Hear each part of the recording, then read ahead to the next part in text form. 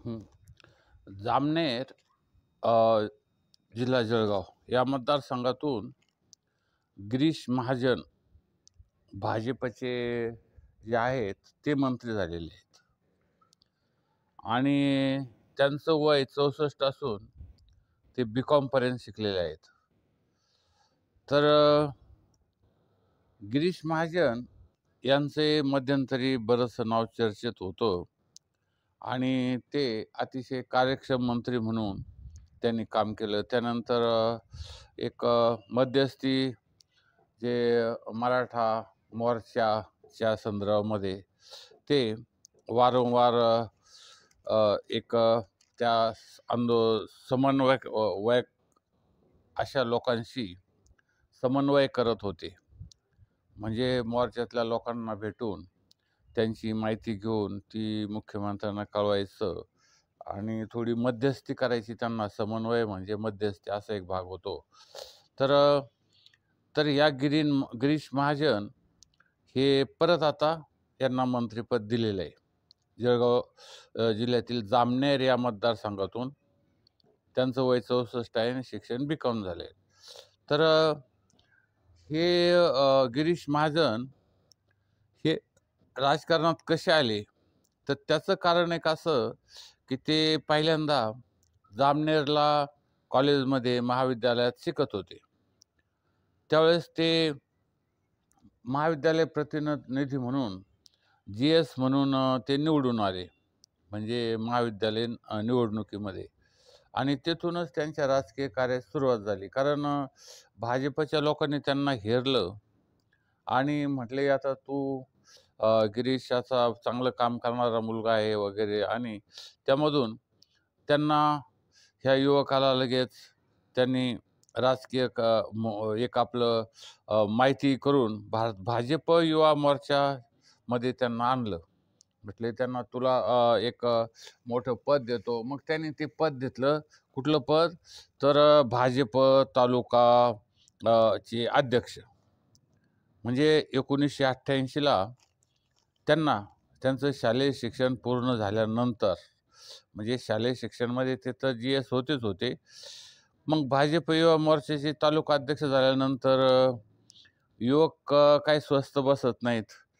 त्यांनी संपूर्ण जो तालुका तालुक्याचे अध्यक्ष होते, गावोगाव जाऊन आपापलं जे संघटनात्मक कार्य आहे ते चांगल्या पद्धतीने केलं. गावगावच्या युवकांना भेटले आणि त्यांना भाजपची जे ध्येय धोरणं वगैरे काय आहे ते समजून सांगितले आणि भाजपचे सदस्यपदही ते करायला लागले. त्यानंतर 1900 त्यांचं हे काम बघितल्यानंतर त्यानंतर मग असे काही दिवस गेल्यानंतर मग ते भाजपचे तालुकाध्यक्ष, विभागाध्यक्ष, जिल्हाध्यक्ष वगैरे वगैरे.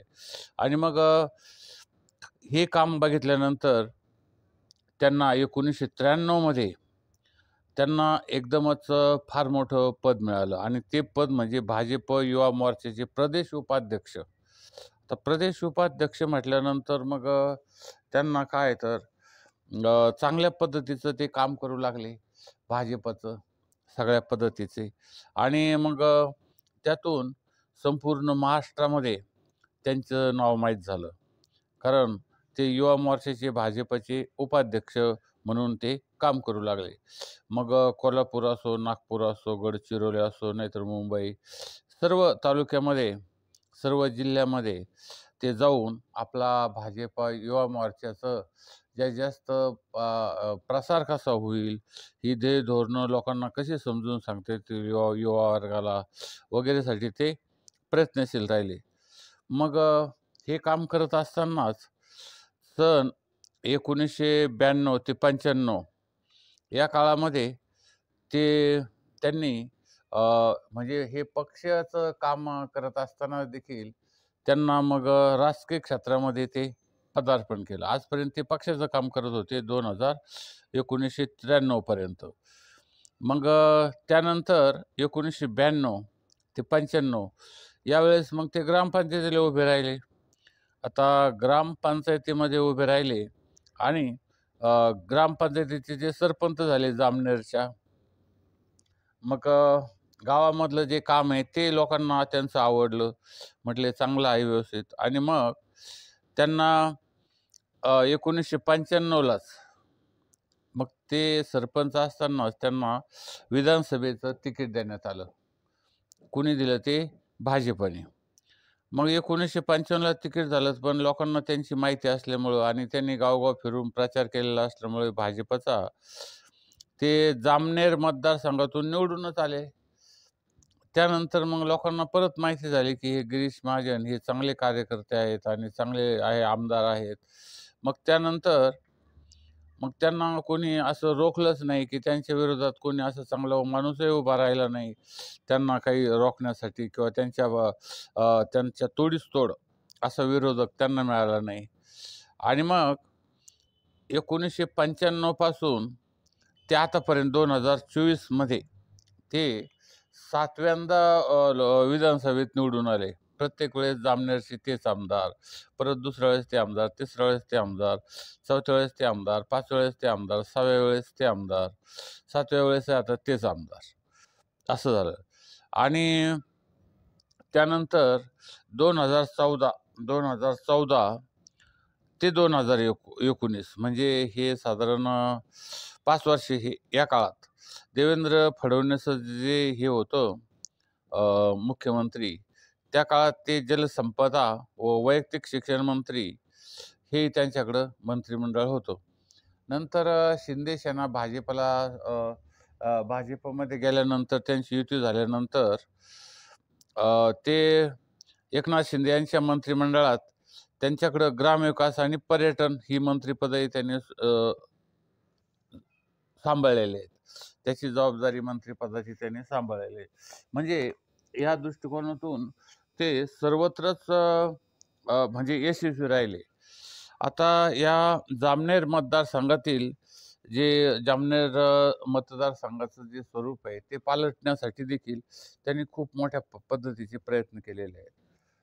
तर हा मतदारसंघ तसा मागासलेला केळी उत्पादक, मग केळी प्रक्रिया उद्योग, शेतकऱ्यांच्या अडीअडचणी, महिलांच्या अडीअडचणी, त्यानंतर मतदारसंघातील रस्ते, पाणी पुरवठा, खेड्यापाड्यात जाऊन शेतीसाठी पाणी पुरवठा, त्यानंतर पिण्याच्या पाण्याचे गाववाड्या वस्त्यावर पिण्याच्या पाण्याचा पुरवठा किंवा त्यासाठी नळ पाणी योजना वगैरे आपला मतदारसंघ त्यांनी अधिकाधिक चांगल्या प्रकारे केलेला आहे आणि त्यामुळं आता त्यांना परत परत निवडून देण्यात येते.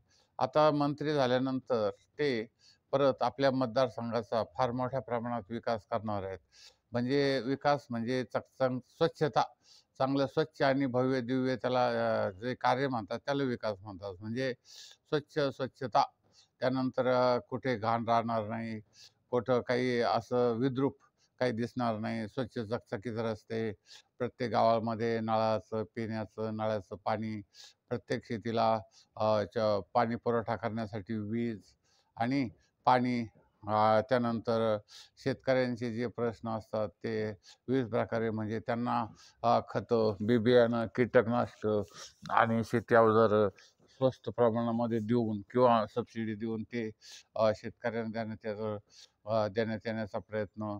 त्यानंतर महिलांना उच्च शिक्षणासाठी एक चांगल्या पद्धतीचं काम करणे म्हणजे त्यानंतर आरोग्य योजना, त्यानंतर एक रस्ते, पाणी पुरवठा, आरोग्य आणि शैक्षणिक प्रत्येक मुलाला शिक्षणाचा अधिकार आहे आणि तो अधिकार एक साधारणपणे अबाधित ठेवून प्रत्येक विद्यार्थ्यांच्या म्हणजे शिक्षणासाठी अधिकाधिक प्रयत्न करणे, त्यांना शाळेत घालणे, त्यांच्या फीमध्ये सवलत देणे किंवा त्यांना त्यांची फी माफ करणे वगैरे अनेक प्रकारचे काम हे गिरीश महाजन हे आपल्या मतदारसंघामध्ये करणार आहेत.